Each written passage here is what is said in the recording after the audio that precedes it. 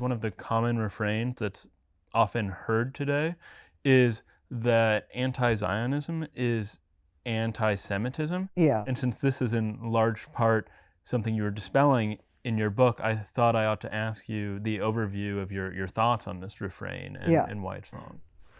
Well, I think it's important. It's a very ahistorical and highly politicized formulation to say that anti-Zionism is anti-Semitism. It wasn't until the 1970s that anti-Zionism became an example of anti-Semitism, but now it's the norm, if not the defining norm. And of course, the Jewish people have always debated about Zionism, what it means, what it doesn't mean. And before the middle of the 19th century, it was not a big deal in Jewish life. It was not even an idea. There were, of course, references biblically to the return to a homeland or to the notion of Zion, but people were living in diasporic communities and there was no sense of a return to Palestine, at least not a broad sense. It wasn't until the Zionist World Congresses convened in the late 19th century that we started to get differences in Zionist views. So there were some who thought, let's go take that land. There are no people there. But like Herzl said, it's a land without a people, and we are a people without a land. But in fact, the land was inhabited. So the formulation effaced the fact that Palestinians were there. But there were other Zionists who were cultural, who thought, no, we don't need a state, like Franz Rosenzweig in Germany in the teens and 20s said, we don't need a state. That would be the end of the spiritual value of Judaism. And then there were the socialists, the Bundists, who didn't want Zionism, who wanted an international socialist form of Jewish life. And for them, socialism and Jewishness were linked. And there were other religious people, the Orthodoxy among them, who were not Zionists. And this has continued until today. And almost every Jewish dinner table I know is one that is rife with dispute. People just don't agree. It's a really hard topic to talk about because people have a lot of passions. And what I worry is that people don't know the history of Zionism, and they don't also know the way in which Zionism participated in a colonial discourse. Although there were open debates about that. Hans Kohn, he went to Palestine in the 30s, Viennese Jewish politician and political theorist, with the aim of helping to build a Zionist state, and was so appalled by the colonizing practices that he left. And so, there's what for me, Jewishness and the reading of the Talmud, for instance, it's all about disputation. It's all about having a raucous dinner table and people having different points of view. Nobody has ever said, oh, you must have this point of view to be Jewish. That would be highly contestable according to the protocols and the spirit of the debate that I know from my Jewish education.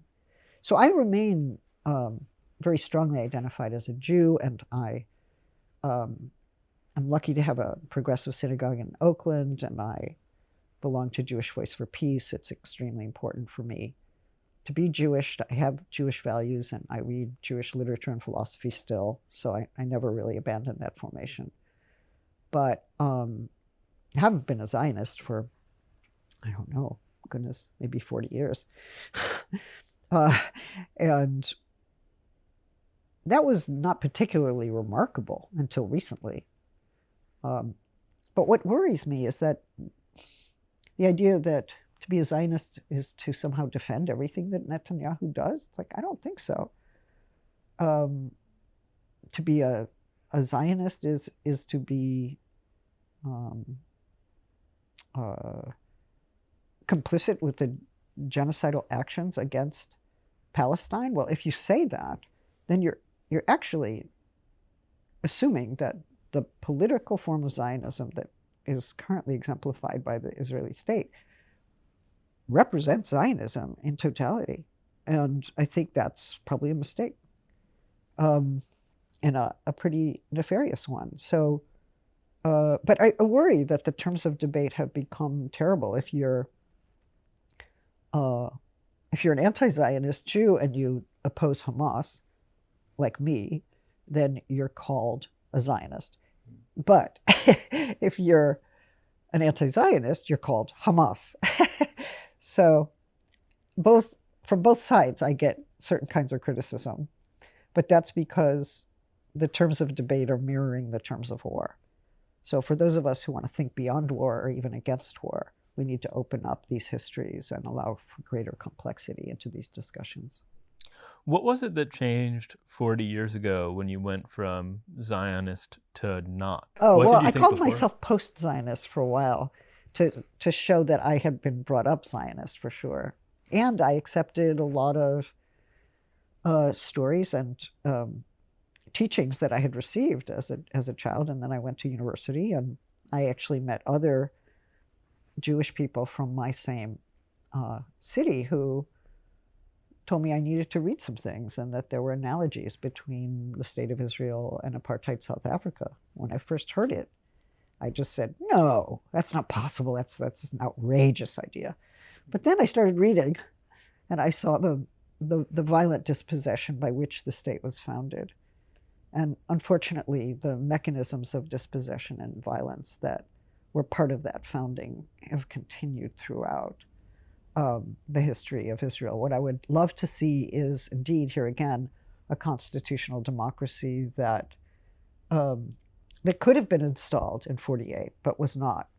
The principles of Jewish sovereignty triumphed over a constitutional democracy, but a state in which everybody has equal rights, equal freedom, equal access to justice, regardless of race, religion, and the rest, would clearly take apart the